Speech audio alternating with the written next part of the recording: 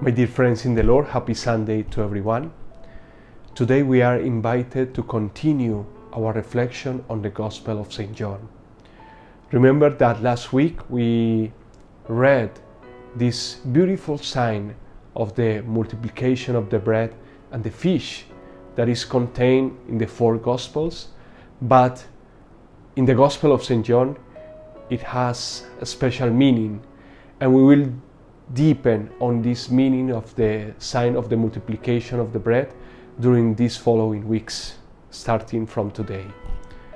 So it is important first to understand that in the Gospel of St. John, differently from the other three synoptic Gospels, we don't like to use the word miracle, but John prefers to use the word sign, semeia. Why? Because a miracle is something that creates admiration. We are marveled about the wonderful deeds that Jesus are performing. For example, when the people saw Jesus curing the sick, raising the dead, multiplying the bread, they feel like they were seeing something marvelous, and that's right. But the problem in the process of faith is that we will stop on that. We are stunned by this situation, but we don't continue this journey of faith, deepening of the meaning of that gesture, that action of the Lord. But when we see the acts of the Lord as signs of the kingdom, we are invited to discover that that sign has a meaning. That sign implies a teaching.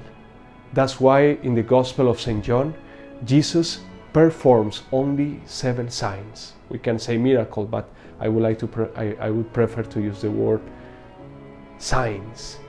Signs that are accompanied with a long teaching of the Lord. So today we started to listen to this teaching about Jesus as the bread of life. And Jesus starts to explain the people, first, their own intentions of looking for Jesus.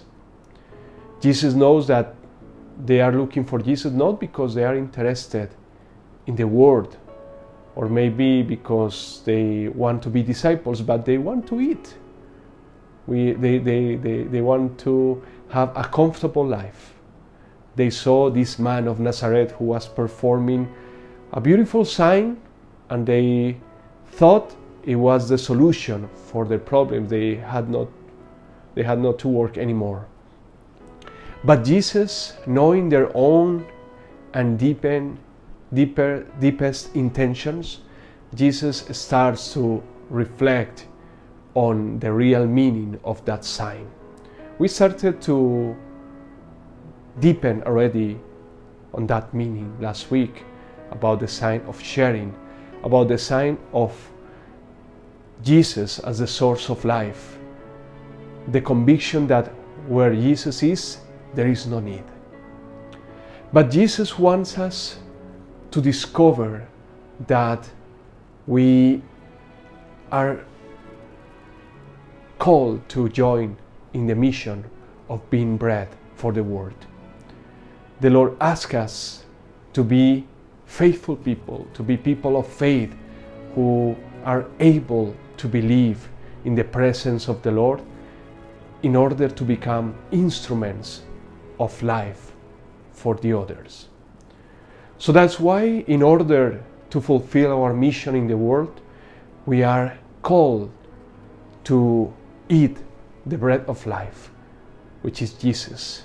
This is a beautiful Eucharistic catechism. We are invited to discover that if we don't have Jesus in our lives, if we don't eat this bread from heaven, if we don't accept the person of Jesus as the source of my commitment with the salvation of the world, our life will be empty. We will be full of many things, but the food that we will receive won't satisfy our deepest needs, the deepest need of our heart. So may the Lord help us to grow in this experience of inviting Him to join in His mission. May the Lord help us to discover that by looking for Him, we are invited to join in His mission.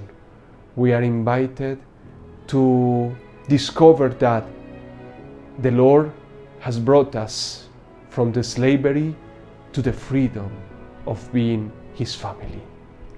May the Lord help us to live up the word that we have received this weekend in order to continue our mission as faithful Christians, as faithful disciples of Him. May God bless you and have a wonderful week in the Lord.